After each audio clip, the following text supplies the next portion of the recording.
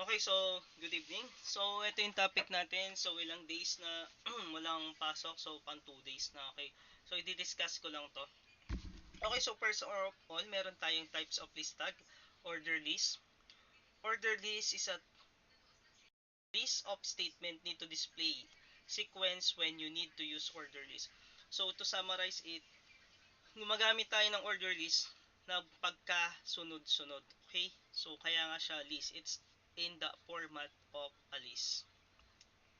Okay.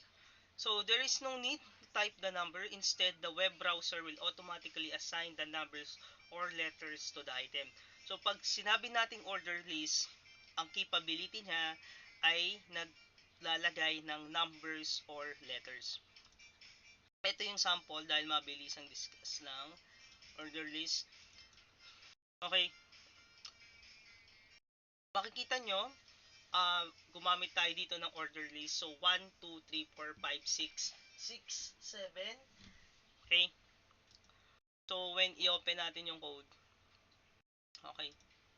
So, ito siya. So, yung ibig sabihin ng LI is list.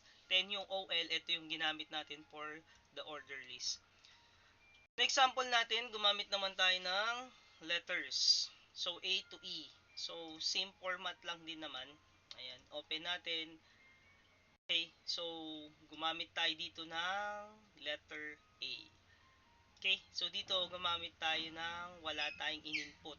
Automatically nagna-numbering siya. Okay? So, yun yung order list. Pag sinabi nating order list, ayan, nakikita nyo na dyan sa sample. Next, we have an order. Pag sinabi nating an order list, it do not appear in order. Typically, web browser display an order list by inserting bullets or a shape. Okay, so eto siya. Tayo sa an order.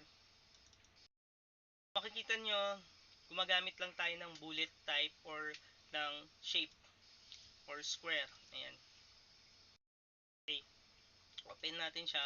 Ayan yung sample. Imbis na OL ang ginamit natin dito, order list, gumamit tayo ng UL. So, kanina A ang ginamit natin, in-input natin yung square. Okay. So, next, we have the description. So, sa description, very simple lang naman ang gustong gawin ng description. When we say DL, that is description list. So, ito yung ano natin, mga meaning natin, yung tag, the DL, DT, DDD, which is description detail or description definition. Andiyan na rin yung purpose nila. Okay. Ito yung example ng order list description. Makikita niyo ginagamit siya for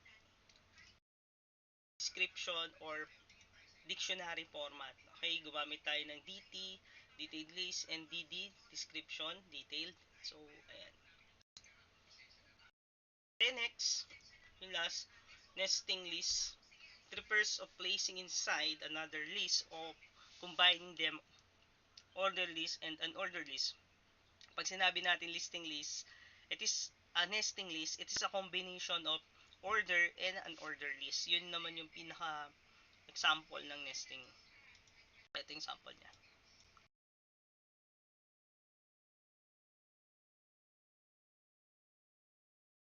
Okay, so ayan yung sample ng nested.